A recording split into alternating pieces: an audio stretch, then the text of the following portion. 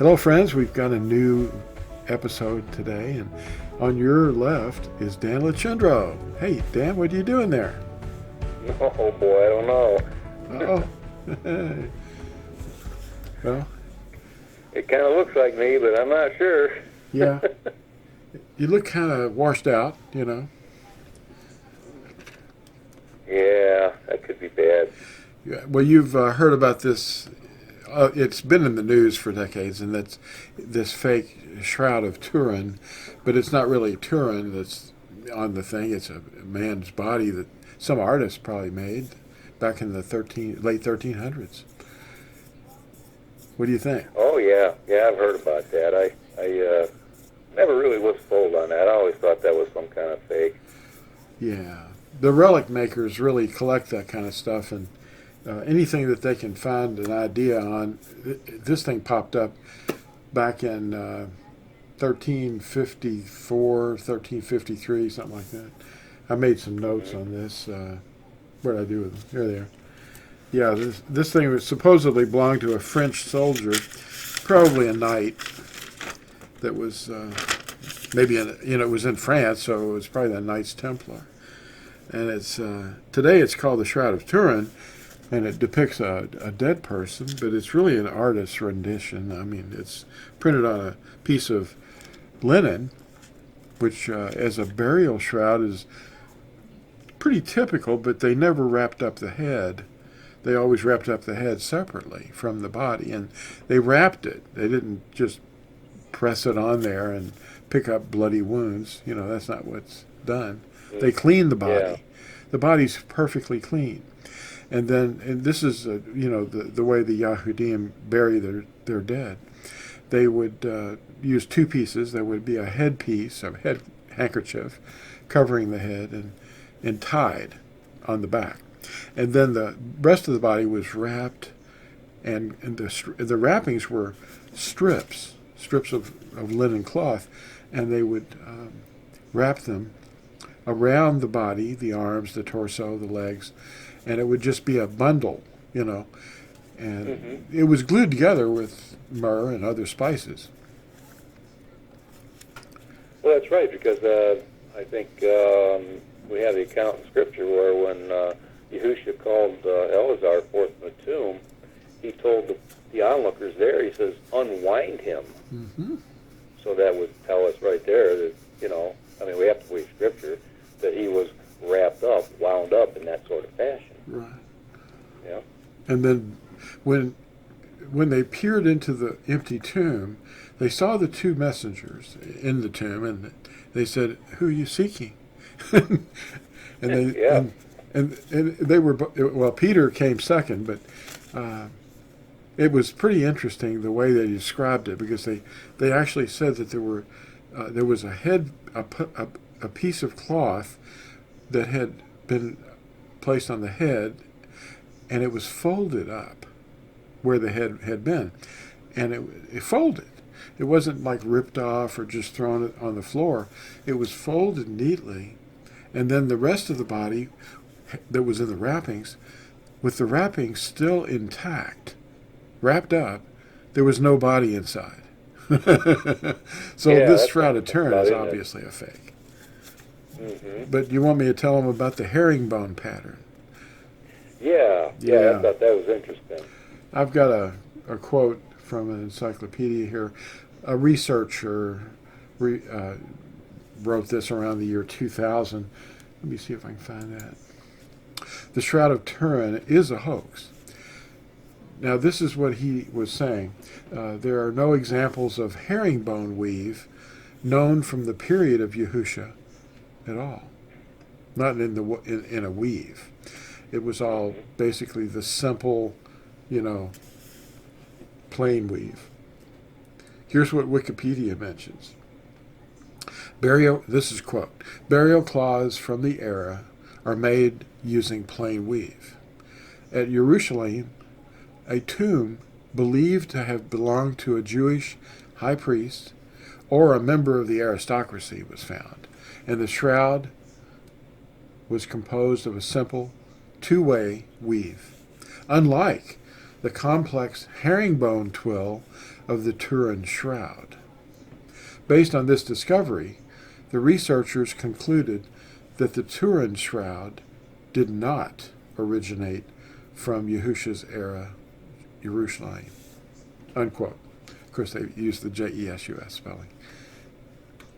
Interesting, huh? Yeah, it is. So there's not really much chance of that, because the herringbone weave itself is an indictment that this is a fraud. But Yeah. here's the real kicker. I'll read Yeah. this. I'll read this information that I wrote in my notes.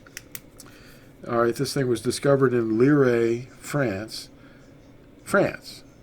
and it was around 1353, 1354 or so when it was first mentioned, and it was denounced in 1389 at Troyes, France, but it's kept in the Cathedral of Turin in northern Italy since 1578 when it was moved there. So there was a lot of tampering.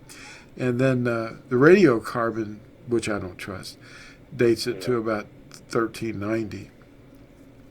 But this knight or soldier that had it, apparently, they don't know, but the mythology says that he was some kind of a soldier, and he was rumored to have the shroud in Lire, France, and it started around 1353. Anyway, he died in a battle of Poitiers in 1356, 3 years after the report came out that there was an existing shroud with a man's body wrapped up, imprinted on it. But here's the thing: you don't have a bloody body to wrap up a shroud. They bathed the body, they cleaned him, and there wouldn't be any. He wouldn't continue to bleed, like Well, this thing. exactly, because, I mean, I'm no forensic anthropologist or anything, but, when the body is dead and the heart's not pumping and it's been washed, it doesn't continue to bleed. You're right.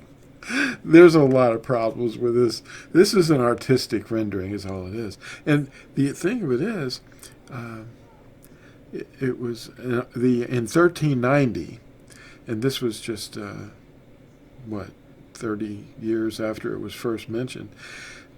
The artist that did it confessed to the forgery. Okay, I mean, what was he doing that for? Right. Because he saw something happen and he said, wait a minute, let's not get carried away. I'll be guilty of something, and back then people really did have a conscience, So Yep. anyway, that French knight that had it died 3 years later. And then anyway, in 1578, it was transferred to Turin, Italy, in northern Italy, to a cathedral, and it was in 1578. But earlier than that, before it came to Italy, it was damaged in a serious fire where it was on display in a chapel in a place called, it says, Chambéry. Yeah, it was on display, and so there was a fire, and the silver, something in there was made of silver, and it melted, and the thing was folded up, and the shroud was damaged by the silver, and that's why you see the symmetrical pattern going vertically along this thing, and then, Okay. But it's a herringbone weave. And there are no burial cloths from that era of Yahusha's period, using that weave. They're all two-way plain weave. Mm-hmm. And it's unlike the herringbone. The herringbone has kind of a V shape.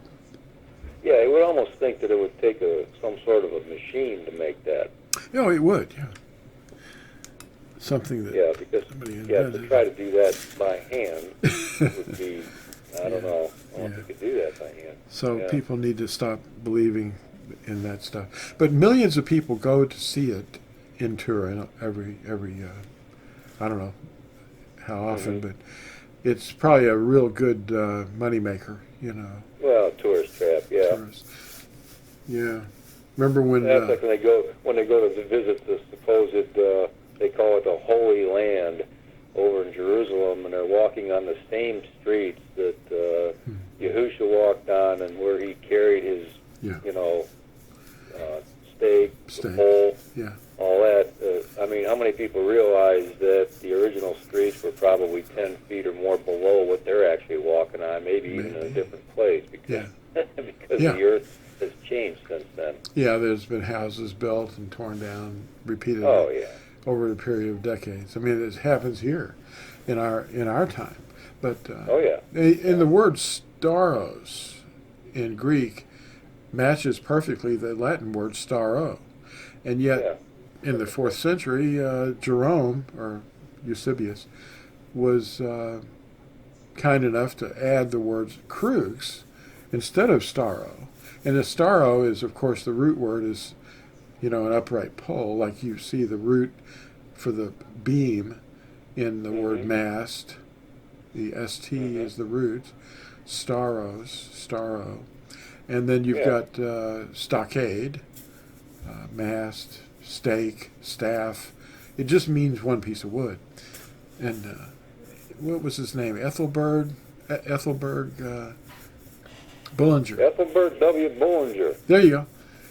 Companion BIBLE. Yeah, he said that in his annotations that was a mistake. That crux is not the word. It's one piece of wood. Do you think there was an agenda? You think? I think it was reported that Constantine's mother, his mother, went to Jerusalem and found and dug up the old rugged crux, and it was a crux. Wow. And then they've got little chunks of it, little splinters, and they're inside the altar slabs of every Roman Catholic circus building, and along with other relics and dead people and stuff, parts of bodies, in there, in the altar, and the priest kisses these things, and there's enough crosswood, so-called crosswood, air quotes, to fill 20 railroad cars around the world if you were to collect it all in one place. And any person with half a brain's got to ask, how did Yahusha pick up a cross that was that big and heavy? Oh, it would be 20 railroad cars worth of wood. It's just wrong. I mean, it might be because somebody made some relics up and did something. That could be. Yeah. Well, tell them about the crying statues. Or any number of other weird things. They've got this one nun propped up in her costume, and her face is rotted away, and she's on display behind glass. Yeah, I've seen them pictures of that. Yeah. Well, people are, they're very quick to believe a lie, but the truth seems really strange to them. Yeah. And it's like they run away from it. Well, you need to be skeptical. Well, you have to be, and again, it's like the group of people back in Yahusha's time, the Bereans.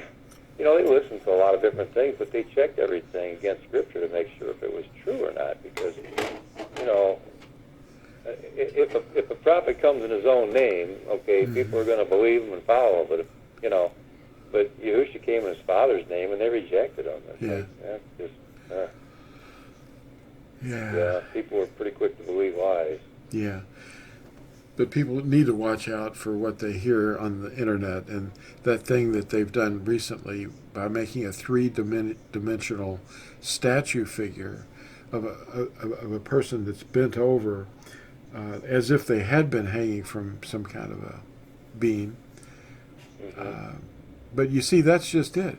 You've got to understand, rigor mortis sets in, and this crouched, hanging figure wouldn't remain that way, although they would, flatten him out because his arms were bent over and crossed over in front of him. So it would be inconceivable that they would wrap him up in the same tilted form that he would be on if he were hanging from a crux. In other words, all this is, according to a pattern and a plan, so that it'll fool the simple-minded and say, look, he's bent over like he was hanging.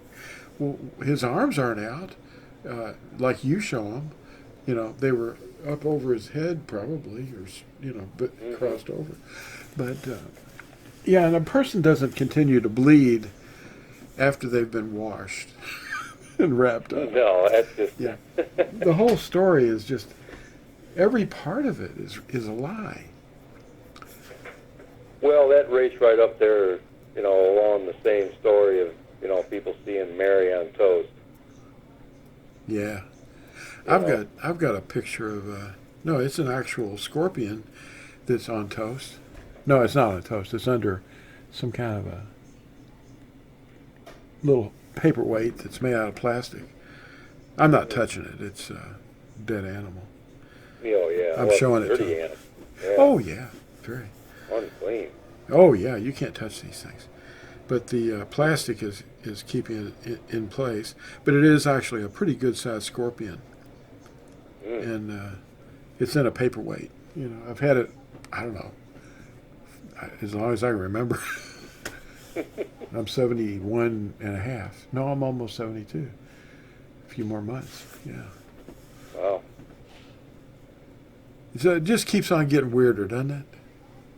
Yeah, it does. Just when you think you've heard it all, it's like, oh boy, here comes something else down the pike. Yeah, here it comes. But here's the scary thing is nowadays is we live in the age of technology, and basically anything's possible. I mean, look at the technology that the military has. Project Blue Beam. They can project a holographic image in the clouds. There's Miriam.